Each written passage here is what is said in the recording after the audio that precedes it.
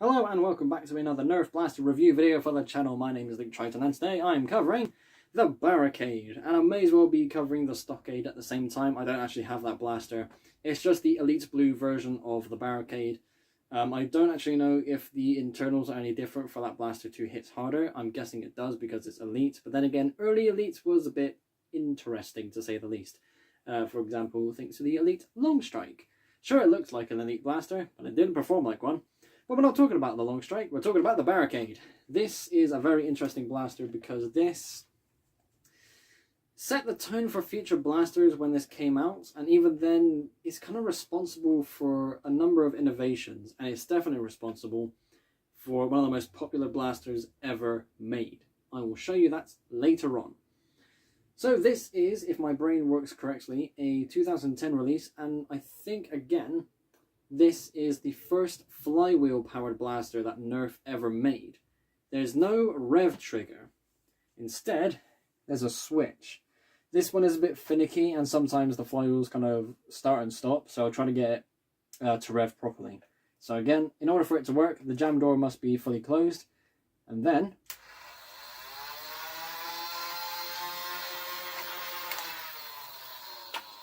yeah. So, I remember one of Drax's old videos where he said, I like my flywheels full pelt all the time.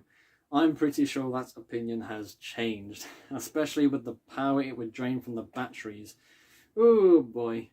But looking back at a special piece of Nerf history. This is a blaster which has one tactical rail and a stock attachment point. I think this would be looked at very differently if it didn't have that stock attachment point. I don't have any to hand, sadly. I do actually have the Stockade stock, but that's back in my attachments box, so I sadly can't actually get that out. But yeah, I mean, if that wasn't there, just this as its own revolver would actually still be quite functional.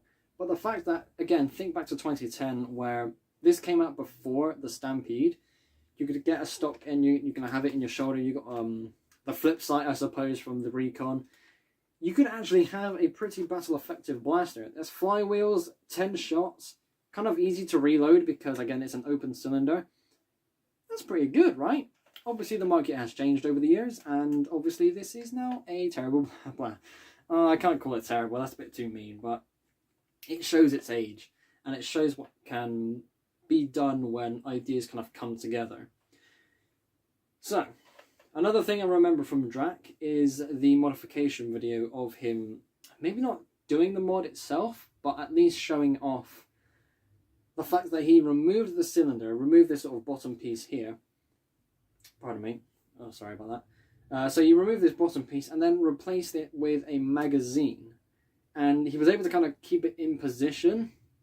And from then on, the most famous blaster made by Nerf was made.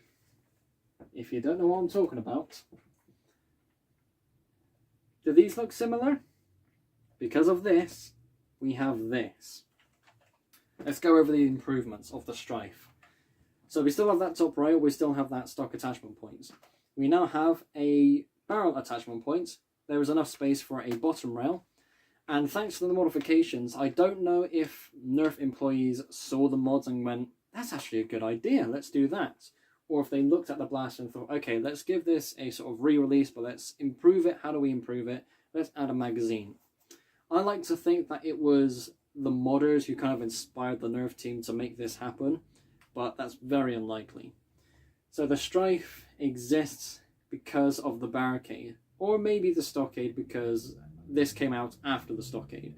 But even then, when you see these two, God, that is a really cool piece of Nerf history. If you're going to get this, then make sure you're grabbing it for cheap because you wouldn't really want to use something like this in a Nerf war when better options exist. One extra thing, I'm just feeling it with my finger.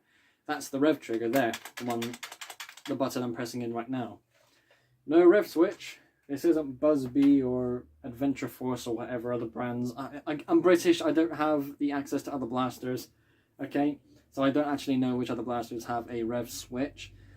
But the rev trigger is a very famous design and something that has stuck around with flywheel blasters ever since. So Strife, we are so happy to see you. Barricade, you've now overstayed your welcome. And that is a bit of a mean thing to say, but it's true. So, if you don't have a Barricade, I personally don't see a reason for you to get one. I was able to grab this alongside 2 other blasters for about £5. It was a super cheap bundle, and that's why I bought this. I remember back in 2010 when this came out, I actually did get one of these brand new, and it was, again, so much fun to have. But of course, the market has changed, things have adapted, and this isn't something that could really fit in today's market. Nothing that I can see. Sure, it's another piece you could add to your collection, but why go for this when the Strife exists? Why go for this when there are other options out there? There are genuinely too many blasters to name. Maybe even something like the Strong Arm. Yes, it's got less darts and it's a Springer, but even then, you could be a bit more stealthy. Those flywheels going on all the time, that alone can be really frustrating. So, pros and cons, but ultimately, I for one don't give this my purchase recommendation unless you get lucky like me and you find one super cheap. If you're a collector, sure, why not? Again, this is an interesting piece of Nerf history, but the Strife exists thanks to this. So do yourself a favour, just buy a Strife instead because it's such a good blaster.